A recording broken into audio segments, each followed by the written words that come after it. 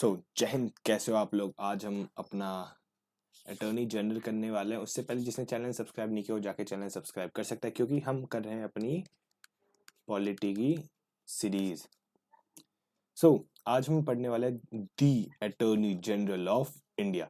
Attorney general कौन होता है? हम एक टाइप से मान सकते हैं first law officer of India. ठीक है, एक टाइप से ये वकील होता है। किसका? हमारे यूनियन गवर्नमेंट का। यूनियन गवर्नमेंट के कौन होते हैं? वकील होते हैं। ठीक है, मतलब हम जिसे कहते हैं कि यूनियन लॉयर। Union lawyer.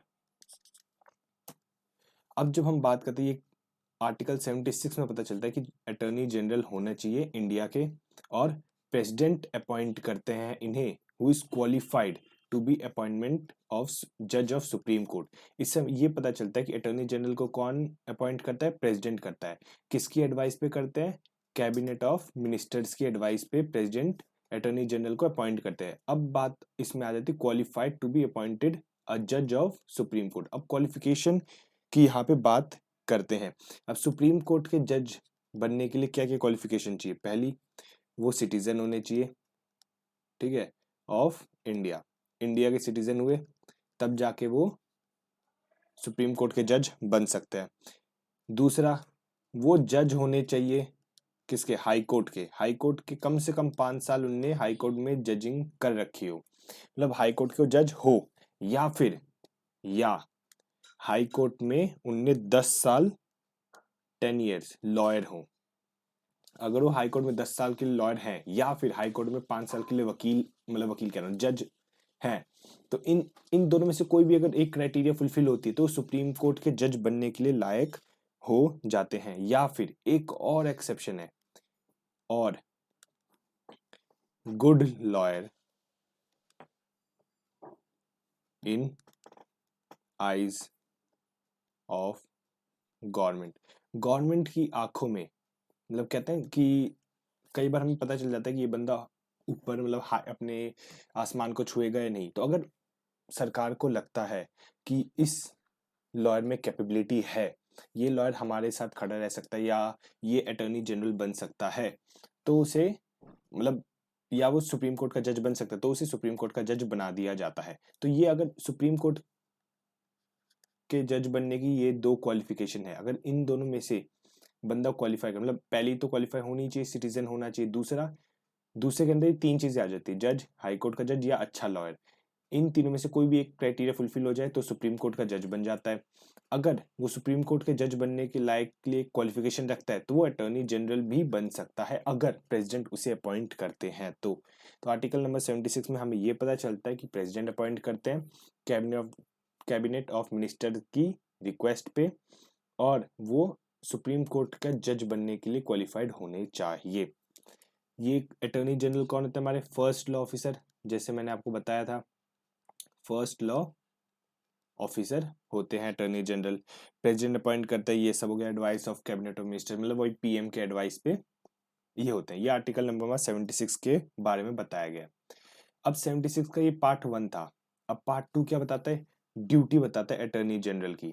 ठीक है, अब ड्यूटी के अंदर जब हम बात करते हैं तो उनकी क्या क्या ड्यूटीज होती हैं, या फिर कह लो कि क्या क्या फंक्शंस होते हैं। पहला, यहाँ देखो, ये जो पहली चीज है, वो एडवाइस करते हैं किसे? गवर्नमेंट ऑफ इंडिया को। मतलब कोई बॉन्डिंग नहीं होती कि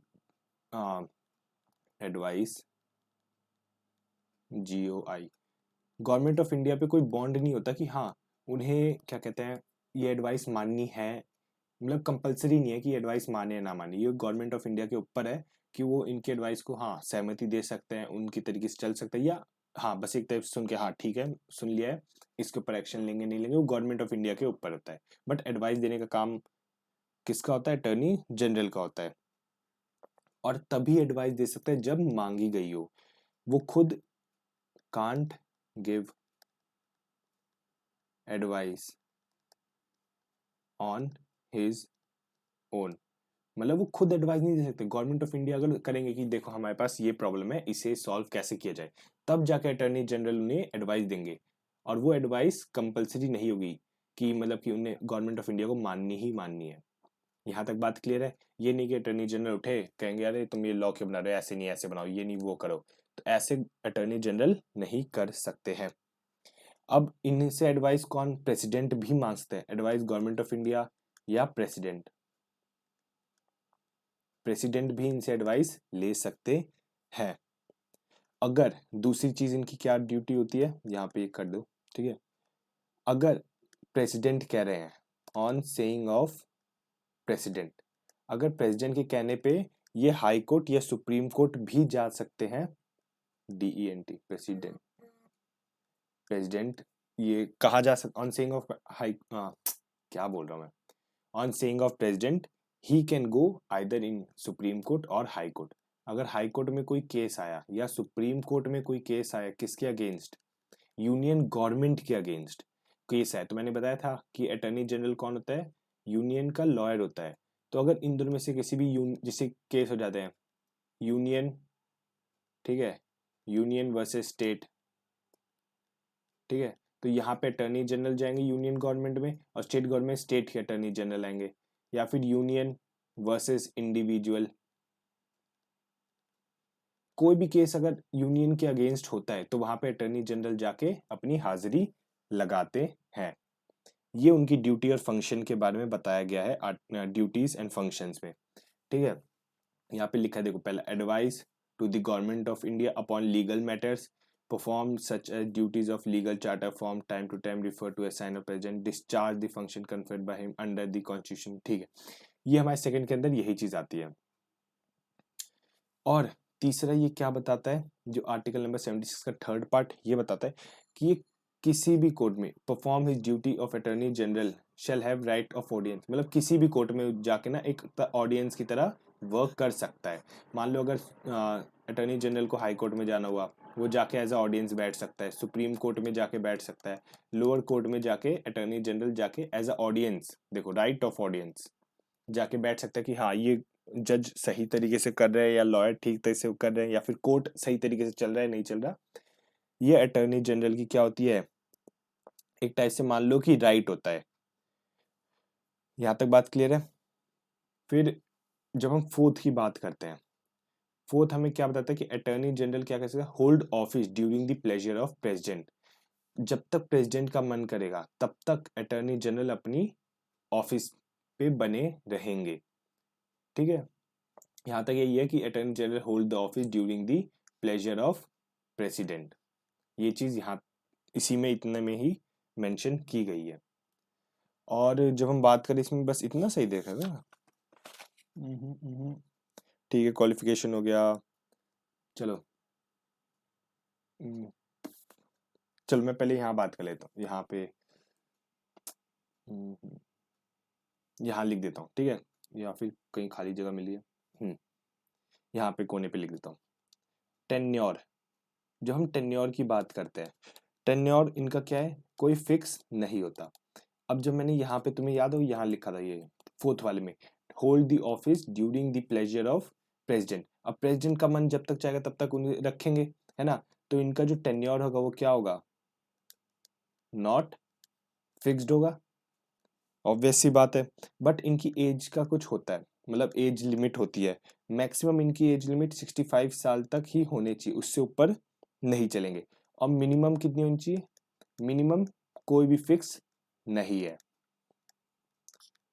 ठीक है, मिनिमम की कोई भी एज फिक्स नहीं है, मैक्सिमम की एज 65 दे रखी है।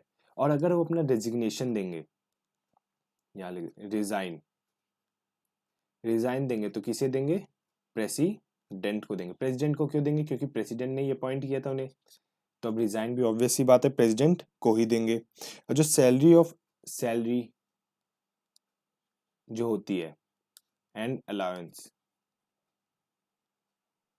पहली बात CALLARY, जो सैलरी होती है उन्हें नहीं मिलती है।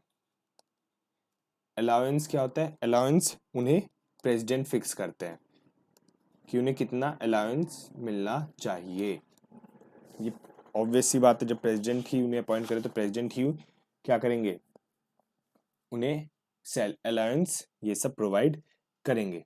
जब हम यहाँ पे क्या कहते हैं, हमने ड्यूटीज की बात की थी तो यहाँ पे एक और थर्ड पॉइंट लिख लो, थर्ड पॉइंट में ना इनके राइट्स जो है,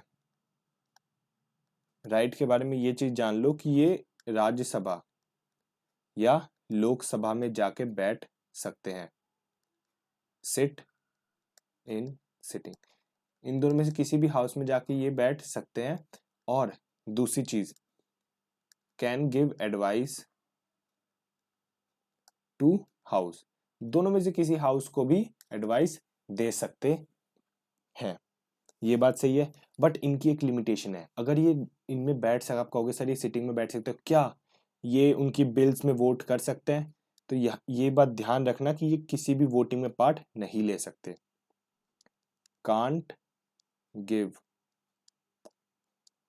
वोटिंग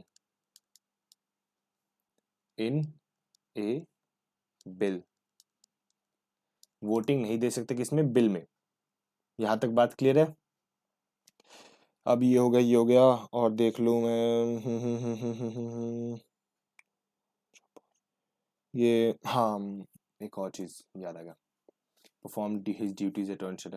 और ये क्या होता है, ये अपनी प्राइवेट प्रैक्टिस भी कर सकते हैं। आप कहोगे सर प्राइवेट प्रैक्टिस मतलब, अगर मान लो कि यूनियन गवर्नमेंट की तरफ से कोई केस नहीं आया, तो ये अपनी, मान लो आप भी इन्हें इंडिविजुअली हायर कर सकते हो, बट उससे पहले इन्हें क्या करना पड़ेगा, यूनियन गवर्नमेंट के पास जाके बताना पड़ेगा कि मैं ये केस लड़ने वाला हूँ। तो यूनियन गवर्नमेंट देखेगा कहीं इसमें हम तो नहीं फंसे इस केस में या कुछ तो नहीं, तब जाके अलाउ करते हैं, तब वो जाके प्राइवेट प्रैक्टिस कर सकते हैं। प्राइवेट प्रैक्टिस, प्राइवेट प्रैक्टिस कर सकते हैं। यहाँ तक बात क्लियर होगी सबको? यहाँ तक कोई डाउट होना नहीं चाहिए। और हमारे अटॉर्नी जनरल में इतना ही है, उससे ज़्यादा कुछ है नहीं, क्योंकि सेवन इतनी मतलब इसी में ज़्यादा कंप्रेस हो रखा है। एक होता है एडवोकेट जनरल, अटॉर्नी जनरल, हाँ एडवोकेट जनरल, वो होता है स्टेट के लिए, ठीक है। तो मैंने सोचा था कि अटॉर्नी जनरल और एडवोकेट जनरल एक साथ करवा दूंगा, बट फिर मैं सोचा कि जब यूनियन का चलिए तो सारा यूनियन का ही करवा देते हैं, उसके बाद जब स्टेट में उतरेंगे तब हम स्टेट के बारे में पढ़ेंगे, तब जाके वहाँ पे एडवोकेट जनरल भी करा दूंगा। तो यहाँ के लिए अभी देख लूँ मैं कुछ और मिस तो नहीं करा कहीं, पता चला, क्योंकि इसमें आर्टिकल्स में बहुत कम मेंशन है, तो मैं बस